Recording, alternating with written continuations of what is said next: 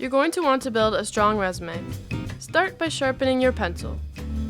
Write down everything you've ever been involved in since the 6th grade, but be sure to include the most relevant information first. Keep it short and sweet. Stick to only one page. Take a night typography class to reserve the right to say you designed your own resume. Be sure to incorporate a holographic design so potential employers will know you're multidimensional. Have people close to you write references testifying just how cool and smart you are. Bribe them not to mention all the times you missed their birthday parties to go to career fairs. If you've followed thus far, you're sure to have landed an interview with the company of your dreams. Wear your Sunday best, even if it's a Tuesday.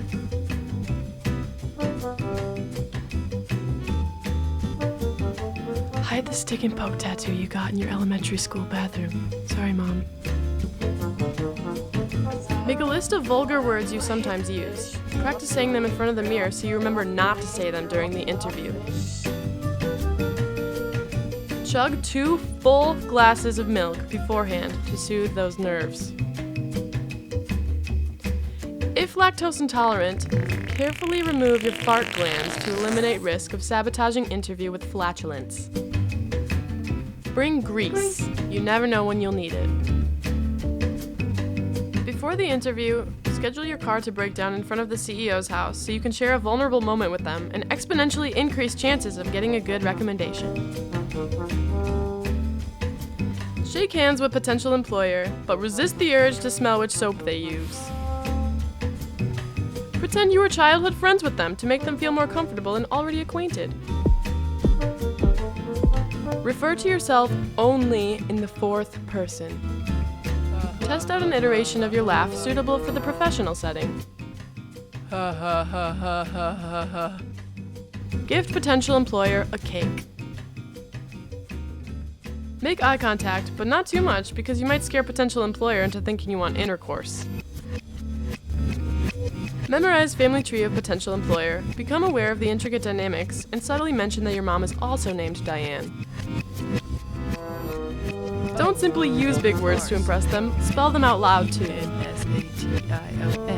If potential employer decides to use the bathroom, use time as opportunity to whisper into their coffee, "You want to hire me so badly." If you have to use the restroom, don't waste time standing up, just tinkle on the floor and mention, somebody spilled their soup? Start speaking in Pig Latin, and if potential employer responds in Pig Latin, you know you got the job.